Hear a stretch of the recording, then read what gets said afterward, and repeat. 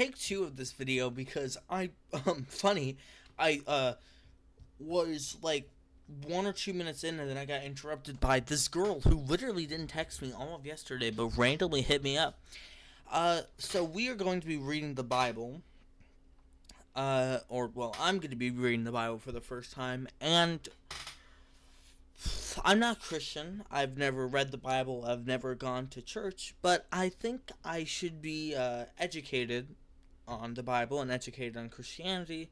So that's why I'm starting a series, and I'm gonna read the Bible, and I'm gonna talk about my opinions. If there's something I'm I'm curious about, blah blah blah, I might say it. And if any Christians have an answer to any questions I ask, go right ahead and answer them for me. Okay. John 1. The Word became flesh, and this obviously this isn't gonna be one video. I'm probably gonna try to divide it into chapters. It looks like there's chapters. John 1, John 2. Wait, is this the first chapter?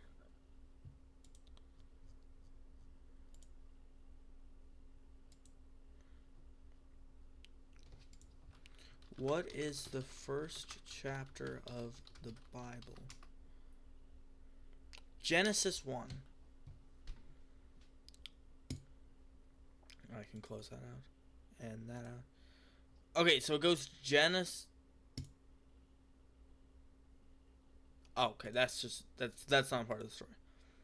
Okay, Genesis. How long are all the... Sorry, what? Genesis is how many?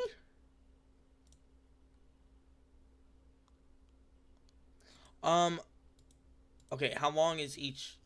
Okay, yeah, so we can do this short. This video can be longer than the other ones. We can do one chapter a day for each video. So I might be able to record multiple videos a day. So, Genesis 1, the beginning. In the beginning, God created the heavens and the earth. Now the earth was formless and empty. Darkness was over the surface of the deep, and the Spirit of God was hovering over the waters.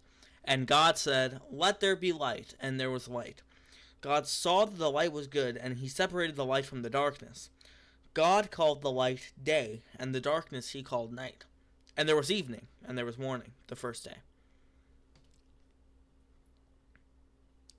And God said, "Let there be a vault between the waters to separate water from water." I have no idea what this means. Let there be a vault between the waters to separate water and water? So God made the vault and separated the water under the vault from the water above it. And it was so. God called the vault sky.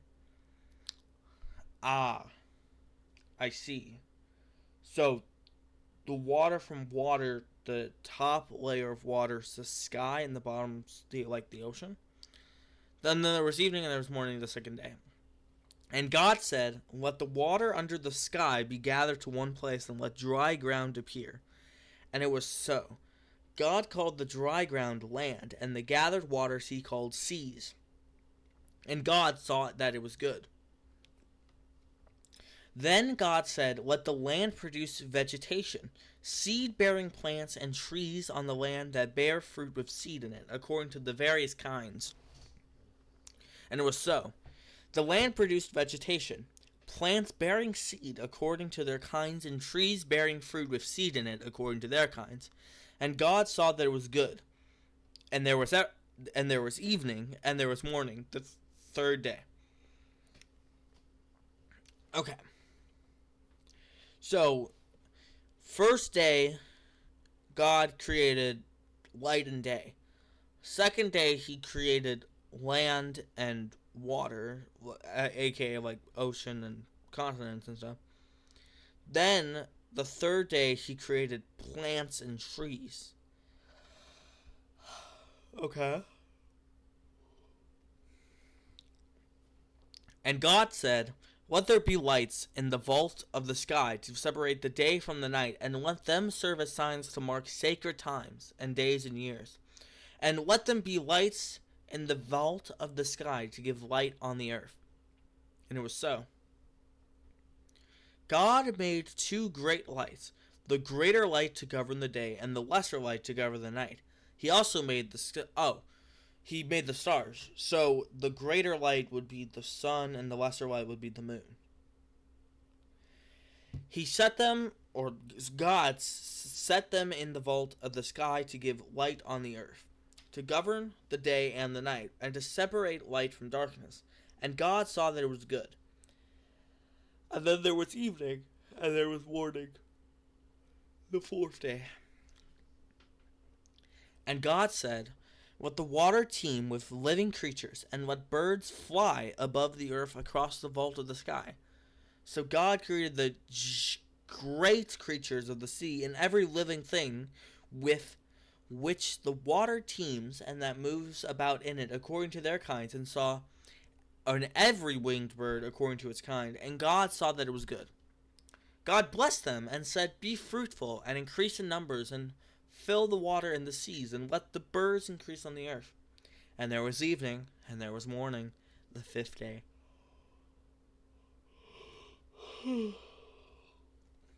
Sorry, I'm not yawning because I'm bored. I did not get much sleep. And God said, let the land produce living creatures according to their kinds, the livestock, the creatures that move along the ground, and the wild animals, each according to its kind. And it was so.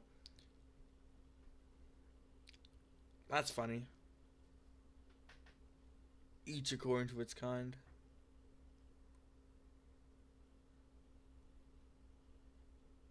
There was a reason why I said that was fun. I don't know. I don't remember. I kind of lost it. God made the wild animals according to their kinds, the livestock according to their kinds, and all the creatures that move along the ground according to their kinds. And God saw that it was all good. Then God said, let us make mankind in our image, in our likeness, so that they may rule over the fish in the sea and the birds in the sky, over the livestock and all the wild animals, and over all the creatures that move along the ground. Okay, so this is the first problem I have is first problem I have with this is humans are creatures by definition. Well, I mean, what's the definition of creature? I'm pretty sure technically humans are creatures. Oh, never mind. Wait, no, similar. An animal or a person. I'm confused about the definition. I thought a creature was just a living thing. Because it says an animal or a person. But here it says as distinct from a human being. So I'm confused. Oh, well, apparently creatures are imaginary beings, according to Ezekiel 10:17. They're imaginary beings, symbols of the divine attributes and operations. So, So I guess God on the fifth day made imaginary creatures. Imaginary beings. Okay. Yeah, that seems very contradictory. So God created mankind in his own image. In the image of God, he created them. Male and female, he created them.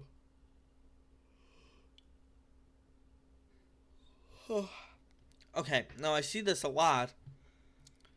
I see this a lot as a dispute against trans people. And to that argument of trans people, even if you are Christian, I mean, I have to read the rest of the book, but this is sex. There's a difference between sex and gender. Sex is what you're biologically born as, but there's two sexes. Well, I personally think there should be three, but there is two, I'll admit. I think intersex should be a sex itself, but, you know, you still have hormones of a male and a female, and you still have chromosomes, and etc. But genders, there's infinite. There's as many genders as people create. Genders are just a social construct. Sex is biological. Gender is social construct. So he made male and female sex according to the Bible. He made two sexes. God blessed them and said to them, be fruitful and increase in number, fill the earth and subdue it, roll over the fish in the sea and the birds in the sky, and over every living creature that moves on the ground. Then God said, I give you every seed-bearing plant on the face of the whole earth and every tree that has fruit of seed in it. They will be yours for food. And to the beasts of the earth and all the birds in the sky and all the creatures that move along the ground, everything that has the breath of life in it, I give every green plant for food. And it so was. It says every green plant. When it says every green plant, like, what about purple plants? Or violet plants? Or red plants? Seems very specific.